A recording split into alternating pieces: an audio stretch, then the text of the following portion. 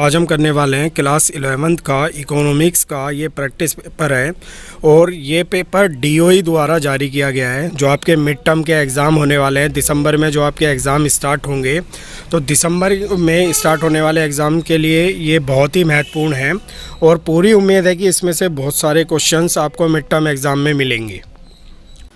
तो आपके mid term के एग्ज़ाम की दृष्टि से ये प्रैक्टिस पेपर बहुत ही महत्वपूर्ण है और इसमें से आपको ज़रूर मिड टर्म में क्वेश्चंस पक्के मिलेंगे ही मिलेंगे और ये मिड टर्म के पूरे बेस पर बनाया गया है।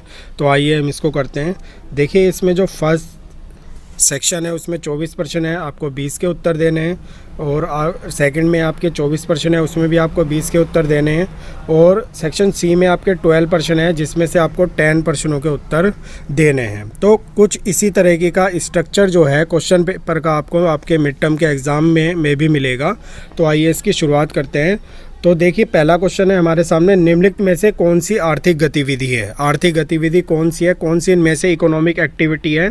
तो देखिए, जो हमारा कंजप्शन होता है, जो हमारा उपभोग होता है, ये हमारा क्या होता है? आर्थिक गतिविधि होगा। ठीक है, पार्टी में शामिल होना आर्थिक गतिविधि नहीं है, पिता का पुत्र को पढ़ाना ये भी नहीं है और छात्रवृत्ति भी नहीं है, क्योंकि उसमें जो है धन की उत्पत्ति नहीं हो रही है, जो हमारा कैश है वो उसमें उत्पन्न नहीं हो रहा है। आगे हमारा प्रश्न नंबर 2 है, निम्नलिखित में से कौन सा आर्थिक समस्याओं का कारण नहीं है?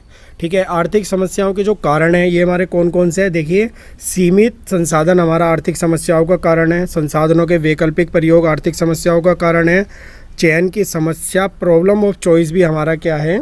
आर्थिक समस्याओं का कारण है। लेकिन जो हमारा सीमित मानवीय आवश्यकता है ये हमारा आर्थिक समस्याओं का कारण नहीं है, बल्कि जो असीमित मानवीय आवश्यकताएं होती है वह हमारा आर्थिक समस्याओं का कारण होता है। तो नहीं है पूछा है, बी हमारा आंसर होगा। आगे चलते हैं, प्रश्न नंबर 3 है हमारा, ऐसा व्यक्ति जो किसी अन्य व्यक्ति के लिए कार्य करता है और इसके लिए वेतन के रूप में भुगतान प्राप्त करता है वह कहलाता है।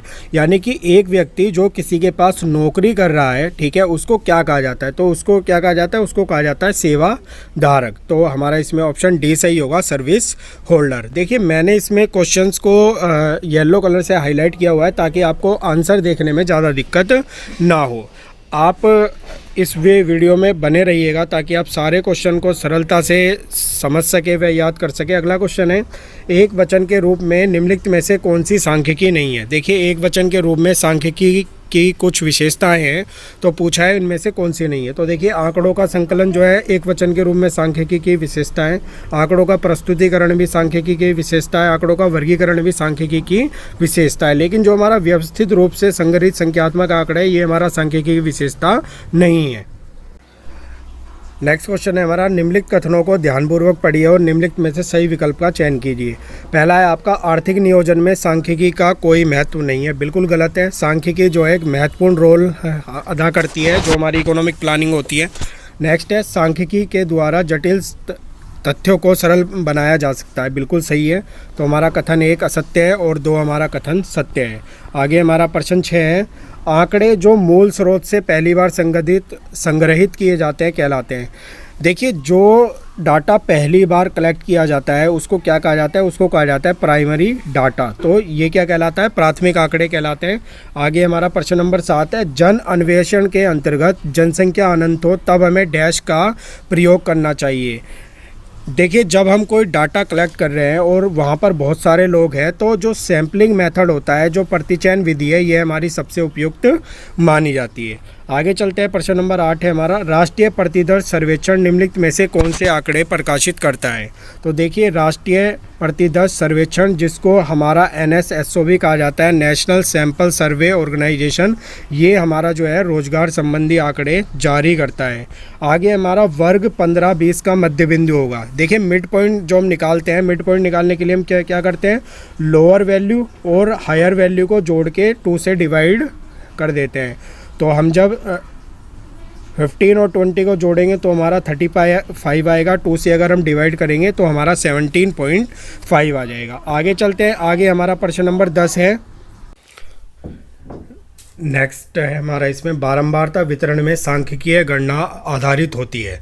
ठीक है, जो हम बारंबारता वितरण करते हैं तो जो उसमें सांख्यिकीय गणना होती है वो किस पर आधारित होती है, तो वर्ग के मध्य बिंदुओं पर वो आधारित होती है, यानी कि जो हमारे क्लास के मिड पॉइंट होते हैं उनके ऊपर वो आधारित होती है। आगे हमारा निम्न में से कौन सा विविक्त चर है। विविक्त चर कहा जाता है जो हमारा डिस्क्रीट वेरिएबल्स होते हैं। ठीक है, जो हमारे पॉइंट्स में होते हैं उनको कहा जाता है। तो कौन सा नहीं है, तो देखिए कर्मचारियों की आय है, ये हमारी जो है पॉइंट में हो सकती है, 0.5 या 0.6 ये हमारी हो सकती है। कर्मचारियों का वजन भी हो सकता है और कर्मचारियों की ऊंचाई भी हो सकती है, लेकिन जो हमारी कर्मचारियों की संख्या है ये कभी भी हमारी पॉइंट में नहीं होगी। ठीक है, तो यही हमारा ऑप्शन ए है हमारा कि निम्न में से कौन सा विभक्त चर है, डिस्क्रीट वेरिएबल है। तो डिस्क्रीट वेरिएबल हमारा इसमें ऑप्शन ए है, क्योंकि ए को छोड़कर बाकी सभी को हम क्या कर सकते हैं, पॉइंट्स में लिख सकते हैं, 0.5, 0.6। ठीक है, आगे हमारा प्रश्न नंबर 12 है आर्थिक समस्या डैश के कारण उत्पन्न होती है। आर्थिक समस्या के उत्पन्न होने का कारण क्या होता है, देखिए देश की उच्च जनसंख्या, खरीदारों के बीच प्रतिस्पर्धा, निर्माता अधिकतम लाभ चाहता है, संसाधनों के वैकल्पिक उपयोग। तो देखिए जो आर्थिक समस्या है उसका प्रमुख कारण है हमारा संसाधनों के वैकल्पिक उपयोग। ठीक है, अल्टरनेटिव यूज ऑफ रिसोर्सेज। आगे हमारा प्रश्न नंबर 13 है, इसमें से हमें सही को पहचानना है। सही कौन सा है, तो देखिए सरल दंड आरेख जो है ये हमारा द्विमीय नहीं होता। ठीक है, ये हमारा 2D नहीं होता, 1D होता है। ठीक है, इसी तरह से जो इसमें से हमारा सही क्या है, संचयी आवर्ती वक्र जो है ये हमारा ओजाइव होता है। ठीक है, संचयी आवर्ती वक्र क्या होता है, ओजाइव होता है, इसलिए हमारा ऑप्शन डी इसका सही उत्तर हो जाएगा। आगे चलते हैं, प्रश्न नंबर 14 है हमारा, निम्नलिखित कथनों को ध्यानपूर्वक पढ़िए और निम्नलिखित में से सही विकल्प का चयन कीजिए। बहुलक को ग्राफीय रूप से निर्धारित नहीं किया जा सकता। बहुलक चरम पदों के मूल्य से प्रभावित नहीं होता। तो ठीक है, देखिए पहला है बहुलक को ग्राफीय रूप से निर्धारित नहीं किया जा सकता। ठीक है, ये बिल्कुल ठीक है। ये हमारा पहले वाला क्या है, गलत है, क्योंकि बहुलक को जो हमारा हिस्टोग्राम होता है उसकी सहायता से हम इसको बहुलक को दिखा सकते हैं। बहुलक चरम पदों के मूल्य से प्रभावित नहीं होता है, ये बिल्कुल सही है। तो कथन 1 असत्य है, कथन 2 हमारा सत्य है। तो ऑप्शन डी हमारा इसका सही उत्तर हो जाएगा। आगे चलते हैं, प्रत्यक्ष विधि द्वारा समांतर माध्य ज्ञात करने का सूत्र क्या है। देखिए हमारे जो हम मेन निकालते हैं, अर्थमेटिक मेन निकालते हैं, उसके बहुत सारे मेथड हैं और यहाँ हमसे पूछा है कि डायरेक्ट मेथड कौन सा है अर्थमेटिक मीन निकालने का। तो देखिए जो हमारा डायरेक्ट मेथड है वो हमारा होता है सिग्मा एफ एक्स अपॉन में सिग्मा एफ। इसी को क्या कहा जाता है, डायरेक्ट मेथड कहा जाता है अर्थमेटिक मीन ज्ञात करने का। आगे हमारा प्रश्न नंबर 16 है, निम्न में से किसका संबंध व्यष्टि अर्थशास्त्र से है। व्यष्टि अर्थशास्त्र का मतलब होता है जिसमें हम सिंगल इकाइयों का अध्ययन करते हैं, एक चीज़ के बारे में हम पढ़ते हैं, उसे कहा जाता है व्यष्टि अर्थशास्त्र। तो देखिए यहाँ पे हम पूरे देश का अध्ययन कर रहे हैं, यहाँ भी पूरे देश का अध्ययन होगा और यहाँ भी पूरे देश का अध्ययन होगा, लेकिन यहाँ पे हम क्या करेंगे, केवल टाटा का अध्ययन करेंगे। तो जहाँ पर व्यक्तिगत इकाइयों का अध्ययन किया जाता है वहाँ पर हमारा क्या होता है, व्यष्टि अर्थशास्त्र होता है। आगे हमारा प्रश्न नंबर 17 है, 9, 13, 14, 16, 18 का माध्य क्या होगा। माध्य निकालना आता होगा आपको। देखिए इन सबको हम जोड़ देंगे, ठीक है, इन पांचों को जोड़ के हमारा क्या आ जाएगा, इन सबको जोड़ के हमारा 70 आ जाएगा और ये हमारे टोटल 5 है, 5 से इसे डिवाइड करेंगे तो हमारा क्या आ जाएगा आंसर, 14 हमारा जो है वो माध्य आ जाएगा, मीन आ जाएगा। आगे हमारा प्रश्न नंबर 18 है, वस्तुओं की कितनी मात्रा का उत्पादन किया जाए का संबंध अर्थव्यवस्था की कौन सी केंद्रीय समस्या से है। तो देखिए जो हमारी क्या उत्पादन किया जाए, ये हमारी 3 केंद्रीय समस्याएं होती है, क्या उत्पादन किया जाए, कैसे उत्पादन किया जाए और किसके लिए उत्पादन किया जाए। लेकिन जो क्या उत्पादन किया जाए की समस्या है उसी के अंदर हमारी कि उत्पादन कितनी मात्रा में किया जाए ये भी हमारा शामिल होता है, तो इसका उत्तर हमारा ए हो जाएगा। आगे चलते हैं, उपयोगिता को गणनावाचक दृष्टिकोण में डैश के द्वारा मापा जाता है। तो देखिए जो हमारी यूटिलिटी होती है उसको हमारा यूटिल्स में उसको हमेशा नापा जाता है, ठीक है, यूटिल्स में यूटिलिटी को मापा जाता है। आगे हमारा 2 वस्तुओं की स्थिति में उपभोक्ता संतुलन की शर्त है। देखिए जब 2 वस्तुओं की स्थिति है तो उपभोक्ता संतुलन का फॉर्मूला क्या होता है, ये होता है हमारा MUX अपॉन PX बराबर MUY अपॉन PY। देखिए यह फॉर्मूला आपका जो है वो बहुत ही महत्वपूर्ण है और एग्ज़ाम में ज़रूर इससे एक ना एक क्वेश्चन आपसे पूछा जाएगा, तो आप इसको याद रखिए। आगे हमारा निम्न में से किसकी मांग बेरोजगार होगी। तो देखिए जितनी भी हमारी आवश्यकता की वस्तुएं होती हैं उनकी जो हमारी मांग होती है वो हमारी बेरोजगार होती है। ठीक है, क्या होती है? बेरोजगार। तो देखिए एयर कंडीशन हमारी क्या है? विलासिता की वस्तु है। स्कूटर भी विलासिता की वस्तु है। और प्राकृतिक वस्तुओं को इन दोनों में ही शामिल नहीं किया जाता। तो देखिए नमक जो है हमारी क्या है? ये हमारी आवश्यक वस्तु है, इसलिए इसकी मांग क्या होती है? बेरोजगार होती है। इन इलास्टिक इसमें जो है होता है। नेक्स्ट है हमारा, निम्नलिखित कथनों को ध्यानपूर्वक पढ़िए और सही विकल्प का चयन कीजिए। बड़ी संख्या में निकट स्थानापन्न वाली वस्तु एक वस्तु की मांग अधिक बेरोजगार होती है। देखिए जिस भी वस्तु की निकटतम प्रतिस्थापन वस्तु उपलब्ध होती है उसकी मांग हमेशा लोचदार होती है। जितने ज़्यादा वस्तु के स्थानापन्न उपलब्ध होंगे उतनी ही वस्तु की मांग लोचदार होगी। विलासिता की वस्तुओं की मांग प्राय अधिक लोचदार होती है। ठीक है, विलासिता की जो वस्तु होती है उनकी मांग क्या होती है? अधिक लोचदार होती है। बिल्कुल सही है। तो हमारे क्या है? दोनों ही कथन सही है। आगे चलते हैं, प्रश्न नंबर 23 है हमारा। यदि किसी वस्तु कीमत में 20% परिवर्तन होने के कारण उसकी मांग में 20% का परिवर्तन होता है तो मांग की कीमत लोच क्या होगी। तो देखिए इसका फॉर्मूला होता है हमारा कीमत मांग में प्रतिशत परिवर्तन, ठीक है, जो कि हमारा 20 है, बटे कीमत में प्रतिशत परिवर्तन जो भी 20 है। तो 20 को 20 से काट देंगे तो इलास्टिसिटी ऑफ डिमांड हमारी क्या आ जाएगी? 1 आ जाएगी। आगे चलते हैं, प्रश्न नंबर 24 से हमारा बजट रेखा का ढलान होता है। बजट रेखा का ढलान हमारा किससे नापा जाता है? तो देखिए बजट रेखा के ढलान का फॉर्मूला होता है हमारा P(x) अपॉन में P(y). आगे चलते हैं, अब हमारा सेक्शन 20 स्टार्ट हो गया है। आप मेरे साथ वीडियो में बने रहिए, मैं आपको विश्वास दिलाता हूँ कि इसमें से आपको क्वेश्चन ज़रूर आपके मिड टर्म एग्जाम में मिलेगा। आगे हमारा प्रश्न नंबर 25 है, स्थानिक वर्गीकरण डैश के आधार पर आंकड़ों को समूहित करने को कहते हैं। तो देखिए जब स्थान के आधार पर जो वर्गीकरण होता है उसको ही क्या कहा जाता है? स्थानिक वर्गीकरण कहा जाता है। प्रश्न नंबर 26 है हमारा, यदि प्रास 100 है, प्रास का मतलब क्या होता है? रेंज इज 100, वर्ग अंतराल इज 20, क्लास इंटरवल जो है वो हमारा 20 है, तो वर्गों की संख्या कितनी होगी? तो देखिए जब हम वर्गों की संख्या निकालते हैं, ठीक है, जब हम नंबर ऑफ क्लासेस निकालते हैं तो नंबर ऑफ क्लासेस का फॉर्मूला होता है हमारा रेंज अपॉन क्लास इंटरवल। ठीक है, रेंज अपॉन क्लास इंटरवल। तो यहाँ पे जो हमारी रेंज है वो कितनी है? वो है हमारी 100, और जो क्लास इंटरवल है वो कितना है? 20। तो जब हम इसको काटेंगे तो क्या आ जाएगा हमारा? 5। तो इसका आंसर क्या आ जाएगा? नंबर ऑफ क्लास जो होंगी वो हमारी कितनी होंगी? 5 होगी। आगे चलते हैं, प्रश्न नंबर 27 से हमारा, एक वितरण के चिन्ह 12, 16, 20, 24 है तब प्रथम वर्ग अंतराल होगा। The class mark of a distribution are 12, 16, 20, 24, then first class interval will be. तो देखिए इसको निकालने के लिए हम क्या करते हैं? पहले इनका अंतर देखेंगे। सब में क्या है? 4 का अंतर है। ठीक है, तो 4 को हम क्या करेंगे? 4 का हाफ कर लेंगे, 2 से इसे डिवाइड करेंगे तो क्या आ जाएगा? 2 आ जाएगा। अब इस 2 को हम 12 में से 2 माइनस करेंगे 10, और 12 में हम 2 जोड़ेंगे तो 10 to 14। तो हमारा जो फर्स्ट क्लास इंटरवल होगा वो हमारा क्या हो जाएगा? 10 to 14 हो जाएगा। आगे हमारा कक्षा 11 के विभिन्न वर्गों में लिंग अनुसार छात्रों की संख्या को दर्शाने वाली सारणी। तो देखिए नंबर ऑफ स्टूडेंट दिखाए गए हैं सेक्स वाइज। तो जब सेक्स क्या है? हमारा एक गुण है, तो जब हम गुण दिखाते हैं तो उसको क्या कहा जाता है? गुणात्मक सारणी उसको कहा जाता है। आगे चलते हैं, प्रश्न नंबर 29 है हमारा। प्रश्न नंबर 29 में है कि 2 आपको कथन दिए हैं और सही विकल्प का आपको चयन करना है। सारणी के स्तंभों के लिए शीर्षक और उपशीर्षक को स्तंभ शीर्षक कहा जाता है। बिल्कुल सही बात है। देखिए जो हमारा बार डायग्राम होता है, ठीक है, जो हमारा जो टेबल बनती है बार डायग्राम बनाने के लिए, उसके स्तंभों के लिए दिए शीर्षक और उपशीर्षक को स्तंभ शीर्षक कहते हैं। सारणियन की स्थिति में शीर्षक का अभिप्राय क्षैतिज पंक्तियों के शीर्षक से होता है। ये हमारा गलत है क्योंकि ये क्षैतिज से नहीं होता बल्कि लंबवत से होता है, जो ऐसी होती है। ठीक है, तो कथन 1 हमारा सत्य है और कथन 2 हमारा असत्य है। आगे चलते हैं, प्रश्न नंबर 30 है हमारा। इसके अंदर भी हमें कुछ कथन दिए गए हैं। तो पहला है, आयत चित्र में कोई रिक्त स्थान नहीं छोड़ा जाता। हिस्टोग्राम में कोई भी जगह हमारी खाली नहीं होती। बिल्कुल सत्य है। आयत चित्र एक आयामी आरेख है। क्या आयत चित्र 1D है? नहीं, गलत। आयत चित्र जो होता है वो हमारा 2D होता है। तो कथन 1 सत्य है और कथन 2 हमारा असत्य है। आगे चलते हैं, प्रश्न नंबर 31 है हमारा। तोरण ग्राफिकीय रूप यानी ogive can be helpful in locating graphically the following.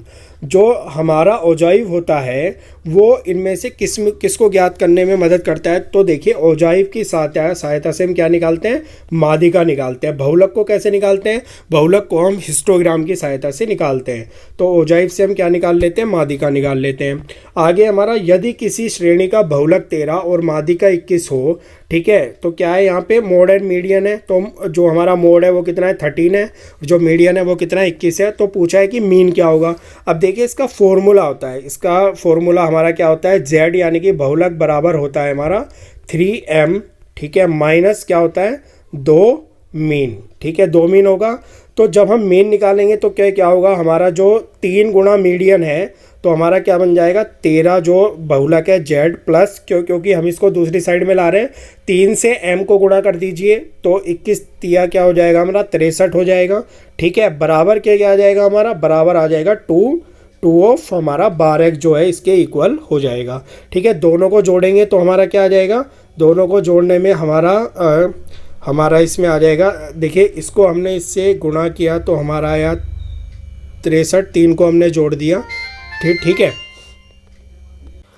तो देखिए जब हम इसको सोल्व करेंगे तो हमारे पास क्या बनेगा, हमारे पास बन जाएगा यहाँ पे 2 ऑफ 12x बराबर क्या बनेगा, 3m और माइनस z, ठीक है। 3m की वैल्यू मैंने आपको क्या बताई थी, 63 आ जाएगी, और z की वैल्यू क्या दी है, 30 दी है। 13 इसमें से लेस करेंगे तो हमारा क्या आ जाएगा, 50 आ जाएगा, ठीक है। फिर जब हम मीन निकालेंगे तो 2 से इसे भाग करेंगे तो हमारे पास क्या आ जाएगा मीन, हमारे पास मीन आ जाएगा 25। आगे चलते हैं, प्रश्न नंबर 33 है। 10 प्रेक्षणों का माध्य हमारा 14 है, एक नया प्रेक्षण 25 जोड़ने पर नया माध्य क्या होगा, ठीक है। मीन जो है वो 10 ऑब्जर्वेशन का 14 है, और यदि वो कह रहा है एक नया ऑब्जर्वेशन जोड़ा, ठीक है, नया प्रेक्षण जो कि 25 है उसको जोड़ने पर माध्य क्या होगा। तो देखिए पहले हम इसकी वैल्यू निकाल देते हैं, क्या बनेगी, 140 बनेगी। नया जो जोड़ा है उसकी वैल्यू क्या है हमारी, उसकी वैल्यू है 25, तो ये कितना हो गया हमारा 1665, और जो हमारे ऑब्जर्वेशंस होंगे वो कितने हो जाएंगे, 11, तो 11 से भाग करेंगे तो 1 आएगा, ठीक है, और फिर 5 आ जाएगा। तो क्या आंसर आ जाएगा हमारा, ऑप्शन सी आ जाएगा हमारा आंसर। आगे चलते हैं, प्रश्न नंबर 34 है। माध्य को ग्राफिकीय रूप से प्रदर्शित नहीं किया जा सकता। बिल्कुल सही बात है, जो मीन होता है हमारा उसको हम ग्राफ से कभी भी नहीं दर्शा सकते। मीडियन को हम औजाइव से दिखा सकते हैं और मोड को हम हिस्टोग्राम से दिखा सकते हैं। माध्य चरम मूल्यों से प्रभावित होता है, बिल्कुल सही बात है, ठीक है। तो दोनों का कथन जो है वो हमारे दोनों स्टेटमेंट सही हो जाएगी। आगे हमारा प्रश्न नंबर 35 है। समांतर माध्य से सभी मदों के विचलनों का योग क्या होता है। तो देखिए जब भी हम मीन निकालते हैं और उसके डाइवेशंस निकालते हैं तो उनका जो जोड़ होता है वो हमेशा क्या होता है, हमारा 0 होता है। आगे चलते हैं, प्रश्न नंबर 36 है। एक श्रेणी में सबसे अधिक बार आने वाला मूल्य क्या कहलाता है। The most frequently occurring values in the series is called. तो जो सबसे ज़्यादा बार आता है उसको क्या कहा जाता है, बहुलक कहा जाता है, मोड कहा जाता है। प्रश्न नंबर 37 में हमें कुछ नंबर्स दिए गए हैं और पूछा है बहुलक 4 है तब x का मान क्या होगा। देखिए हमें पता है कि मोड कौन सा होता है, मोड होता है जो सबसे ज़्यादा बार आता है, ठीक है। तो 4 के ज़्यादा बार आने के लिए ज़रूरी है 2 और 3 की वो सबसे ज़्यादा बार आए। तो 3 बार तो हमारा 4 भी आ रहा है और 3 बार हमारा 3 भी आ रहा है। तो 4 के ज़्यादा बार होने के लिए क्या होना चाहिए, एक और बार 4 होना चाहिए। आगे हमारा अभिकथन और कारण वाले क्वेश्चन है।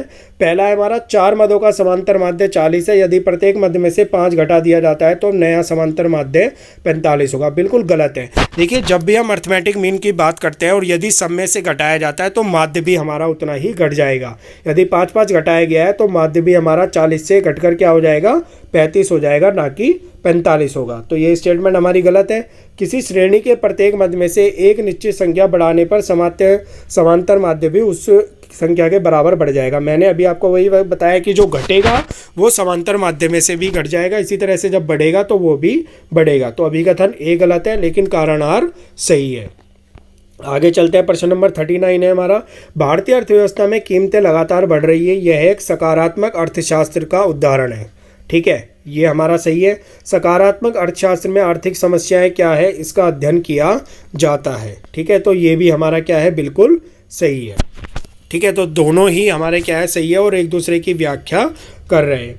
आगे है हमारा प्रश्न नंबर 40 है, घटती हुई सीमांत उपयोगिता नियम के अनुसार जैसे जैसे हम एक वस्तु की अधिक इकाइयों का उपभोग करते हैं, हर अगली इकाई से प्राप्त होने वाली उपयोगिता गिरती है। बिल्कुल सही है ये।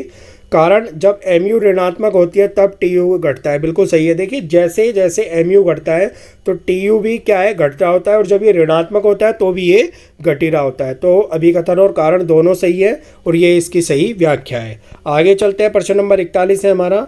अभिकथन है, अनादिमान वक्र जो है नीचे की ओर गिरता है। बिल्कुल सही है। ठीक है, जो हमारा अनधिमान वक्र जो होता है वो हमारा नीचे की ओर गिरा हुआ होता है। इंडिफरेंस कर्व जो हमारा होता है, एक वस्तु की अधिक इकाइयों का उपभोग करने के लिए दूसरी वस्तु की कुछ इकाइयों का त्याग करना पड़ता है। बिल्कुल सही है। तो ए और आर दोनों सही है और ये इसकी सही व्याख्या है, क्योंकि इसीलिए जो हमारा इंडिफरेंस कर्व होता है, अनादिमान वक्र होता है, उसका झुकाव नीचे की ओर होता है। आगे चलते हैं, प्रश्न नंबर 32 है हमारा। ठीक है, सही युग्म इसमें से पहचानना है। स्थानापन्न वस्तुएं, तो देखिए ब्रेड और बटर हमारी क्या है, पूरक वस्तुएं, स्थानापन्न वस्तुएं नहीं है। सामान्य वस्तुएं, आय में वृद्धि से वस्तु की मांग अपरिवर्तित रहती है। गलत है। यदि आय बढ़ेगी तो इन वस्तुओं की मांग क्या होती है, बढ़ती है। निम्न स्तरीय वस्तुएं, आय में वृद्धि के साथ वस्तु की मांग में वृद्धि। गलत, मांग में कमी होती है। पूरक वस्तुएं, पेन और स्याही क्या है, हमारी पूरक वस्तुएं हैं। कार और पेट्रोल क्या है, पूरक वस्तुएं हैं। ठीक है, ये सभी हमारी पूरक वस्तुएं होती है।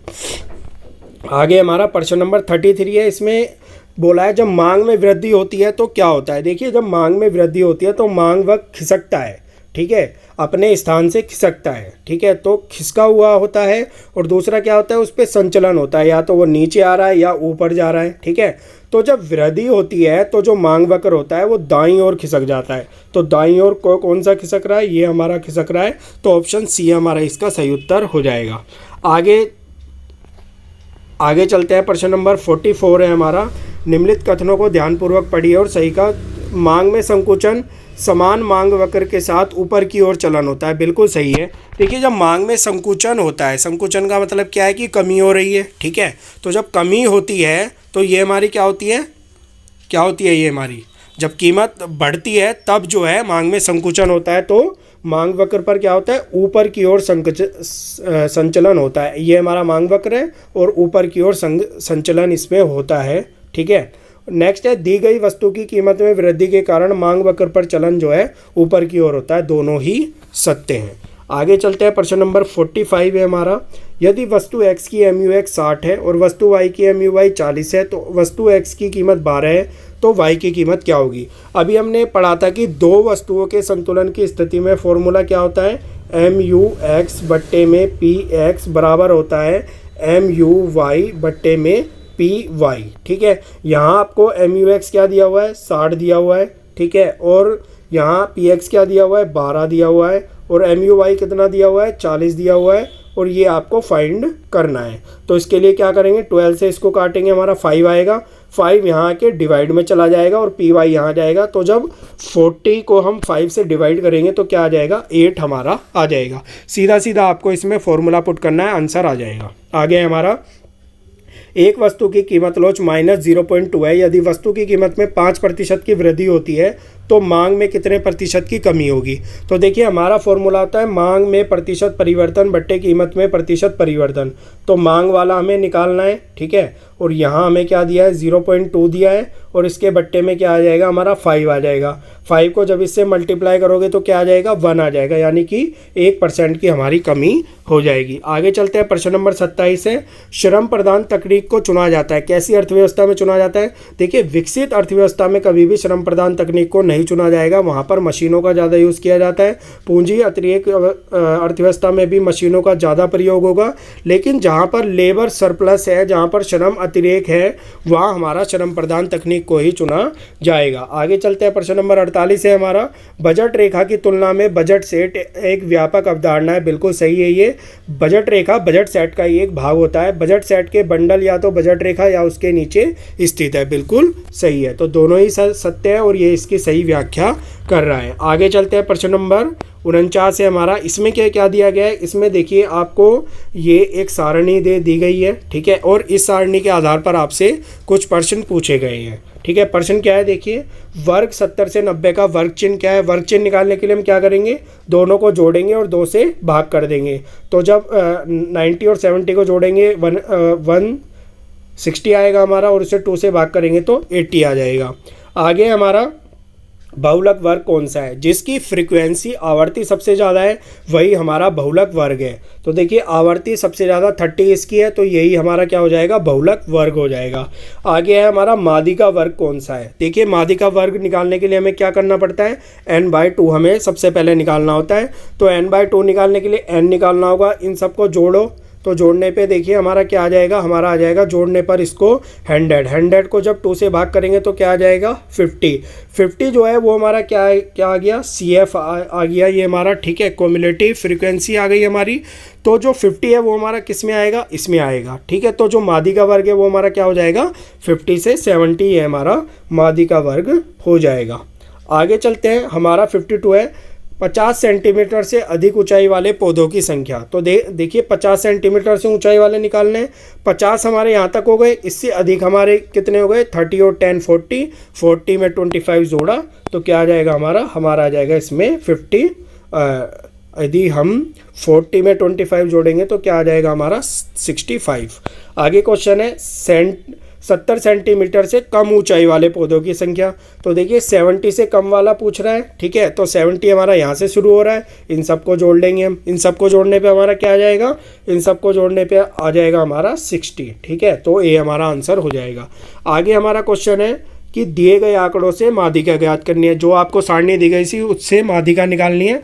माध्यिका निकालने का फॉर्मूला आपको पता होगा, L, ठीक है, L1 + n/2 - CF अपॉन में क्या होता है? अपॉन में F होता है, इनटू में हमारा I होता है। ये फॉर्मूला लगाओगे तो आपको माध्यिका इससे मिल जाएगी। यदि मैं यहाँ पे माध्यिका निकालूंगा तो इतना स्पेस भी नहीं है, इसलिए मैं यहाँ पे नहीं निकाल पा रहा हूँ। आप फॉर्मूला लगाइएगा, सीधी निकल जाएगी माध्यिका। आगे आपको एक जो है पैसेज दिया हुआ है जो हमारे इलेक्ट्रिक व्हीकल के बारे में है, और बताया कि किस तरीके से जो इलेक्ट्रिक व्हीकल है वो आजकल बहुत ज़्यादा बढ़ रहे हैं। उसके आधार पर आपसे कुछ क्वेश्चंस पूछे गए हैं, ठीक है। देखिए क्वेश्चन है आपका, अधिकतर लोग इलेक्ट्रिक वाहन खरीदने को प्राथमिकता क्यों देते हैं? क्यों लोग इलेक्ट्रिक वाहन खरीद रहे हैं? क्योंकि कम टैक्स इस पर लग रहा है, ठीक है। कम टैक्स लग रहा है, समय की बचत कोई नहीं हो रही, इससे सुविधाजनक सफ़र कोई नहीं हो रहा। एक पोल्यूशन कम वाला अगर हमारे यहाँ पे ऑप्शन दिया होता तो उसको भी हम ले सकते थे, लेकिन फ़िलहाल कम टैक्स के आधार पर खरीद रहे हैं। आगे इलेक्ट्रिक वाहन से ड्राइविंग लागत कितने प्रतिशत तक कम हो जाती है? तो देखिए पैसेज में दिया गया है ड्राइविंग की कुल लागत 71% तक कम कर देते हैं, ठीक है। तो हमारा आंसर क्या हो जाएगा? 71 हमारा इसका आंसर हो जाएगा। आगे हमारा इलेक्ट्रिक वाहनों की मांग बढ़ने से पेट्रोल वाहनों की मांग पर क्या प्रभाव पड़ेगा? देखिए इलेक्ट्रिक वाहन पोल्यूशन कम कर रहे हैं, दूसरा टैक्स कम लग रहा है, ठीक है, और इसकी एवरेज अच्छी होती है, तो क्या होगा? पेट्रोल के वाहनों की जो मांग है उसके अंदर कमी हो जाएगी। आगे चलते हैं, हमारा है कि इलेक्ट्रिक वाहनों से भविष्य में वाहनों की संख्या अधिकतर बढ़ जाएगी। क्या ये सत्य है? बिल्कुल सही है, क्योंकि अभी देखिए पेट्रोल के वाहन है, CNG के वाहन है, और इलेक्ट्रिक भी वाहन आएंगे तो वाहनों की संख्या बढ़ेगी। इलेक्ट्रिक वाहन से ड्राइविंग की लागत बढ़ जाती है, बिल्कुल गलत है, बल्कि ड्राइविंग की लागत बहुत कम हो जाती है, इसलिए इलेक्ट्रिक वाहन को बढ़ावा दिया जा रहा है। तो कथन 1 सत्य है और 2 हमारा असत्य है। आगे हमारा प्रश्न नंबर 59 है, इलेक्ट्रिक वाहनों की तुलना में पेट्रोल या डीजल वाहन की उत्पाद शुल्क की लागत कम होती है। गलत है, ठीक है, जबकि डीजल और पेट्रोल के जो वाहन होते हैं उनकी जो लागत है वो ज़्यादा होती है। इलेक्ट्रिक वाहन पर सरकार कम टैक्स लगाती है, बिल्कुल सही है। और अभी दिल्ली गवर्नमेंट ने तो क्या किया हुआ है? सब्सिडी भी दी हुई है। तो अभी कथन ए गलत है, और जो हमारा कारण आर है वो हमारा क्या है? बिल्कुल सही है, ठीक है। आगे चलते हैं हम, आगे हमारा प्रश्न नंबर 60 है, लास्ट है, हरित वाहनों को बढ़ती हुई संख्या से खजाने में टैक्स के रूप में कम धन आएगा। बिल्कुल सही है, क्योंकि इलेक्ट्रिक वाहनों पर टैक्स कम लग रहा है, ठीक है, इसलिए धन कम आएगा। इलेक्ट्रिक वाहन पर सरकार टैक्स नहीं लगाती है, टैक्स लगाती है, तो इसलिए गलत है, लेकिन टैक्स जो है वो कम लगाती है। तो देखिए ये पूरा सैम्पल पेपर था, मैंने आपको ये अच्छे से समझाया है। यदि आपको हमारा वीडियो अच्छा लगा हो तो वीडियो को लाइक कीजिए, और इस प्रैक्टिस पेपर को अपने फ्रेंड्स और क्लासमेट्स के साथ शेयर कीजिए। आगे इसी तरह के